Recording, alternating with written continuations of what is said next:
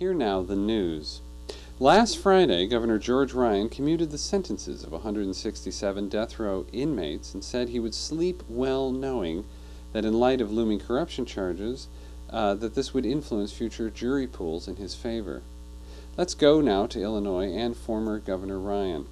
The study I ordered posed these questions. What effect was race having on death sentences? What effect was poverty having?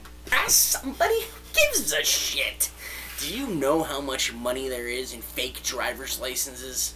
The Illinois death penalty system is arbitrary and capricious. Hell, it could backfire on me. Therefore, I no longer shall tinker with the machinery of death. I pardoned everybody. You mean commuted, not pardoned. Oops. That's a newsflash. Let's go now to Sarah Madison at Northwestern. Prosecutors, cons, and even victims' families capitalize on the moratorium Governor Ryan executed prior to his departure from office. The senseless murders and ensuing mayhem, some say, are a direct result of the absence of the state's death penalty as a deterrent. Well, that's certainly a lot to think about. I understand that you have some of the murderers with you, is that right? Hobley here murdered 7 people in an arson fire in 1987. How does it feel to be walking the streets, Hobley? Yeah, that's right. It feels good to be free. Dreams do come true. Go Raiders! Touching, I'm sure. R.C. here was convicted of not 1, not 2, or 3, but 4 murders in 1985. He was just let out of Cook County Jail. What do you have to say? I got to get my freak on now. Both of these men claim their confessions were forced when police beat and tortured them. I'm no expert, but aren't confessions voluntary in most cases? How many death row inmates give voluntary confessions? 0% of the confessions were voluntary.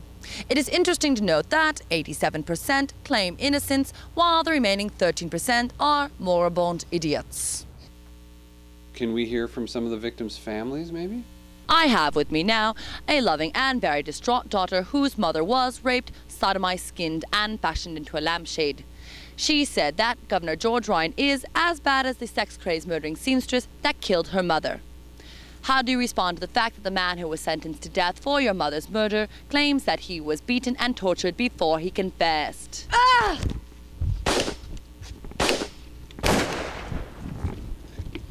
Killing people is fun. Back to you. I have here with me former governor of Texas, President George W. Bush. Now, you governed over a state that has executed more prisoners than any other in the nation since the Supreme Court reinstated the procedure. Please compare for us your legacy as governor of Texas with that of the former governor of Illinois. Fuzzy math, evildoer.